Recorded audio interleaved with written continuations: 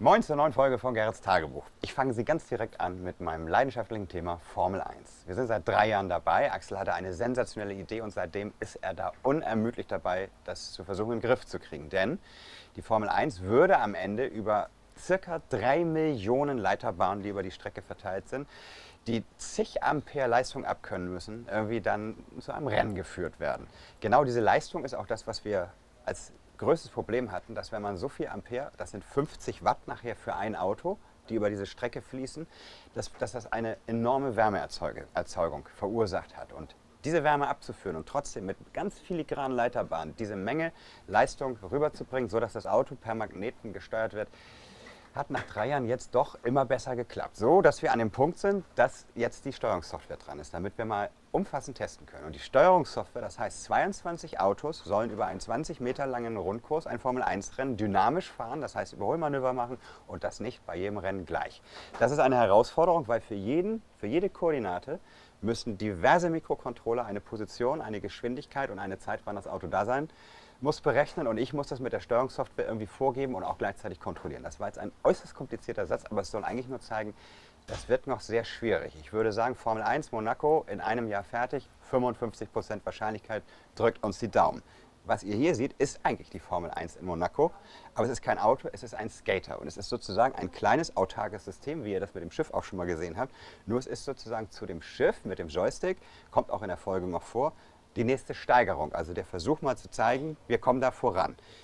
Das sind zum Beispiel eigentlich nur, aber andersrum auch doch, über 100 Datensätze, die diesen Skater hier zum Fahren bringen. Und wenn man sich vorstellt, das ist so ein ganz kleiner Streckenabschnitt, ein Skater, der ein bisschen hin und her fährt, dann kann man sich ungefähr vorstellen, welche Datenmenge da anfällt, um so ein Formel-1-Rennen zu steuern. Und vor allen Dingen, es darf kein Fehler passieren. Das heißt nochmal, auf jeden Fall neues Projekt in die Richtung, ein Skater, der, ohne dass man irgendwas drunter sieht, ein bisschen auf der Ramp rumskatet. Jetzt kommt ein kleiner Fauxpas. Wir haben Weihnachten, das Gerrits Tagebuch schon fertig gehabt. Wir wollten es rausbringen, sind alle in den Weihnachtsurlaub gegangen und dann ist uns aufgefallen, dass da ein Fehler drin war. Einfach ein Bug. Also haben wir uns gesagt, das machen wir nach Weihnachten fertig und deswegen, es war sozusagen die Anmoderation, ein kleines Update der Formel 1 als Anmoderation für die Weihnachtsfolge, die jetzt kommt. Viel Spaß!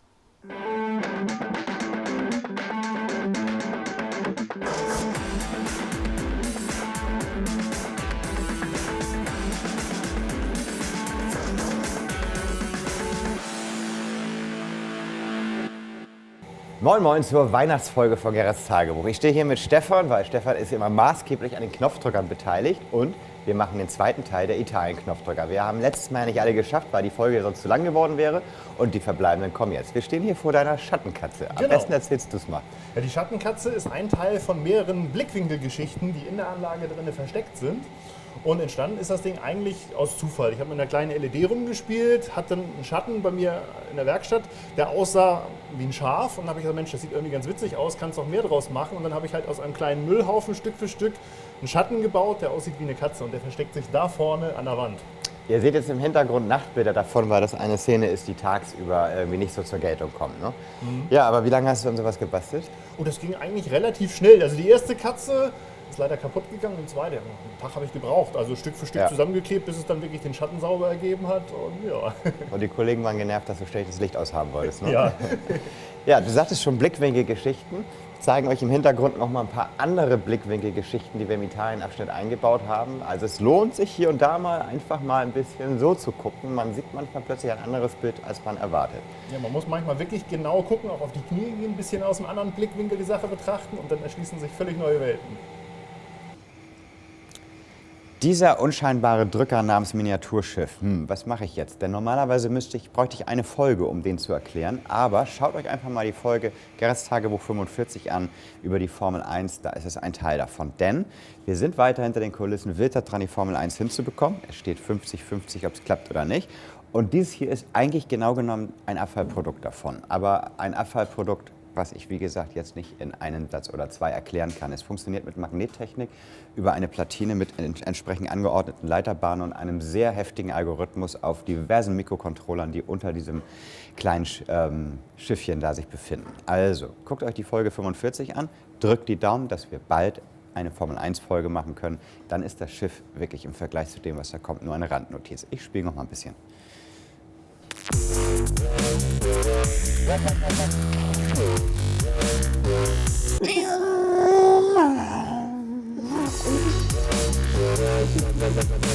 Wir haben uns während der Bauphase intensiv historisch damit beschäftigt, wie Michelangelo wohl die Fresken an die Sixtinische Kapelle bekommen hat.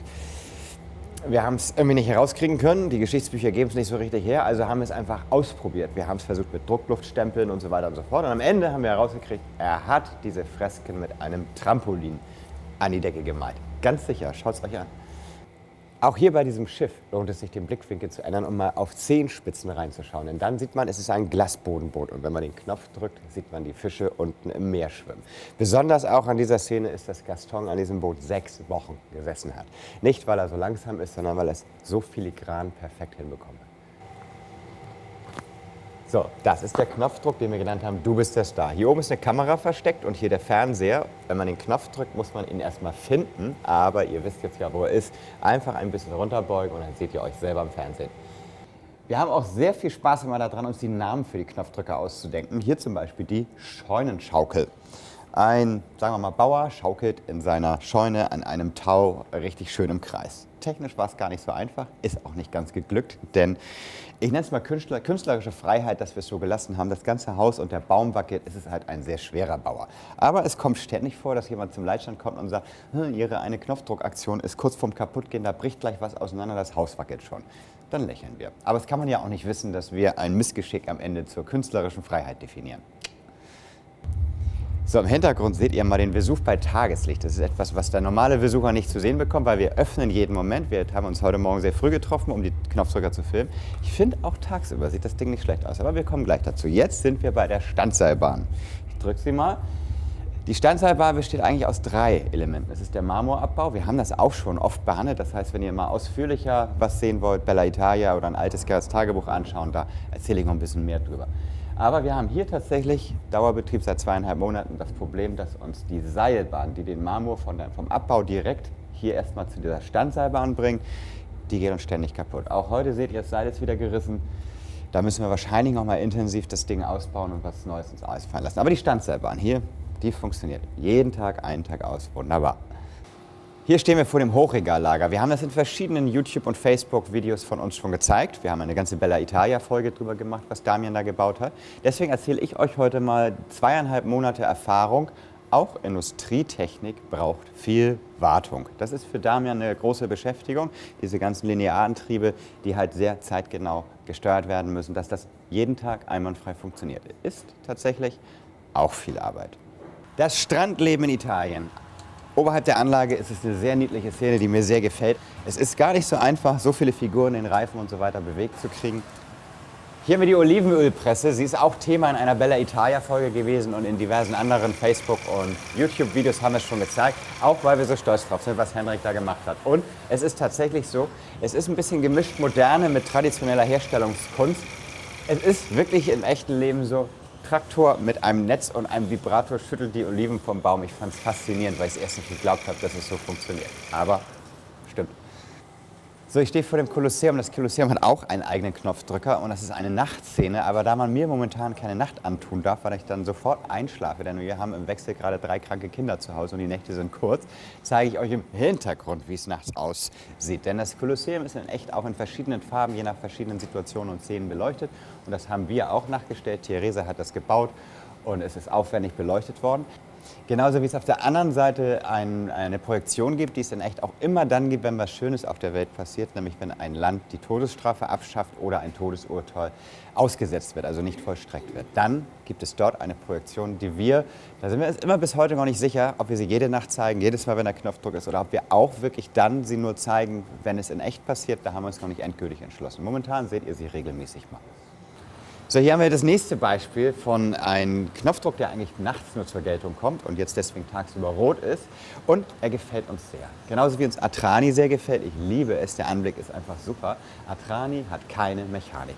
Mechanik macht zwar unheimlich Spaß, die Herausforderung zu suchen, es zu bauen. Wie kriege ich den Nippel durch die Lasche, wie funktioniert das am besten? Aber es geht natürlich gerne mal kaputt und es braucht viel Wartung. Das hier nicht. Es war viel Aufwand, diese ganzen Lampen hier einzubauen. Aber danach einfach nur schön am Computer zu sitzen und sich ein cooles Szenario auszudenken, wie wir diesen Stromausfall simulieren wollen. Das heißt, In Süditalien soll man angeblich den Stromausfall noch etwas häufiger als in Norddeutschland erleben, deswegen hier Blackout.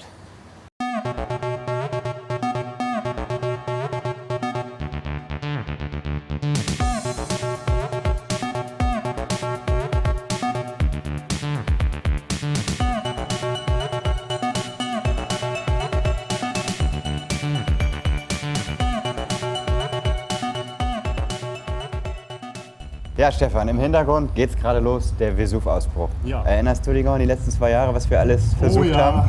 Oh ja, viel gebastelt, viele kleine Misserfolge auch gehabt und am Ende ist es aber doch irgendwo eigentlich ganz geil geworden, finde ich. Es ist tatsächlich oft ja so im Leben. Wir haben so viel versucht, wir hatten so, ich werde es nie vergessen, die Szenen mit dem schwarzen Lavasand, als wir kurz davor waren, es zu schaffen.